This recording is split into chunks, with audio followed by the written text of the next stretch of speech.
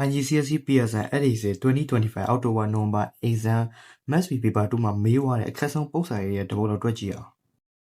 ဗီဒီယိုမစခင်ကိုပါကိုတွက်ချင်တဲ့လူတွေအနေနဲ့လည်းဗီဒီယိုခဏရက်ပြီးတော့ကိုယ်တိုင်တွက်ကြည့်ပြီးမှအဖြေတိုက်ကြည့်လို့ရပါတယ်ကဲစလိုက်အောင်ဒီပုံစံက geometry ပုံစံမှာစကေးနဲ့ပေါင်းထားပါတော့ဒီမှာကြည့်မယ်ဆိုလို့ရှိရင်ကျွန်တော်တို့က area အားကိုရှာခိုင်းတာ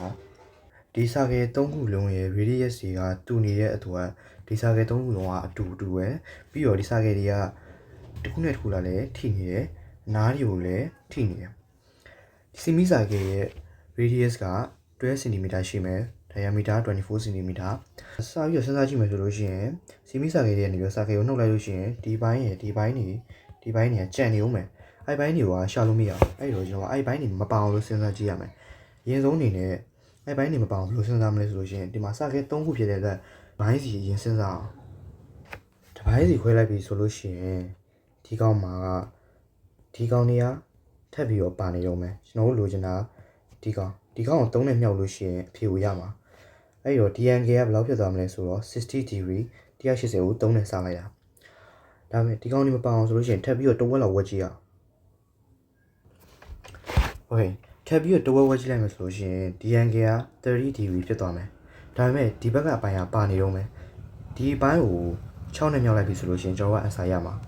ဒီဘက်ကအပိုင်းကိုမပအောင်လို့ဒီစာကေရဲ့အလယ်ကနေပြီးတော့ radius ကိုအောက်ကိုတနက်ဆွဲချလိုက်မယ်ဆိုလို့ရှိရင် tangent is radius perpendicular ဖြစ်သွားတဲ့အတွက်ဒီတောင်းက90 degree ဖြစ်သွားပြီအဲဆိုလို့ရှိရင်တော့ triangle တစ်ခုရပြီဒီဘက်ကိုကျွန်တော်တို့မပါပဲစဉ်းစားကြည့်အောင် okay ဒီမှာဆိုလို့ရှိရင်ဒီပုံမှာဆိုလို့ရှိရင်ကျွန်တော်တို့ကစာကေရဲ့ radius က tibia ဖြစ်တယ်ဒီကောင်က triangle height ဖြစ်တယ်4 cm ဒီ triangle က right triangle ဖြစ်တယ်ဒီကောင်က30 degree ဒီ angle ကကြတော့180တွေက30 90ရဲ့နှုတ်တော့60 degree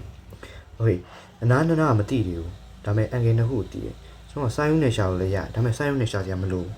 ဘာလို့လဲဆိုတော့ဒီပုံမှာပါပြီးတာဒီ semi cycle ရဲ့ radius က12 cm ဖြစ်တယ်ကျွန်တော်စဉ်းစားထားတာက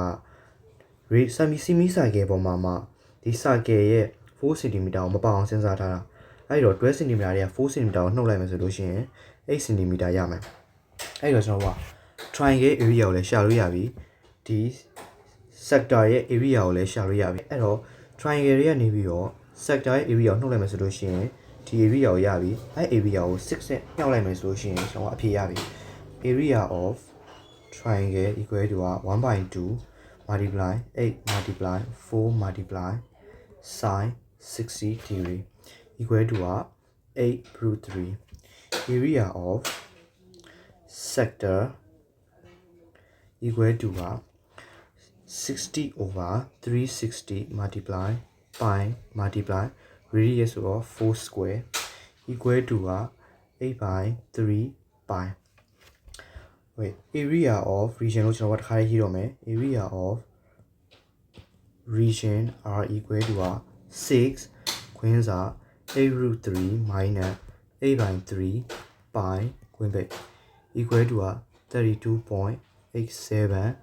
cm square ဒါဆိုတော့ကျွန်တော်လိုချင်တဲ့ region R ကိုရသွားပြီဖြစ်ပါတယ်။ exam မှာတော့ဘယ်လိုတွက်ပြီးဘာဖြေရခဲ့ကြလဲ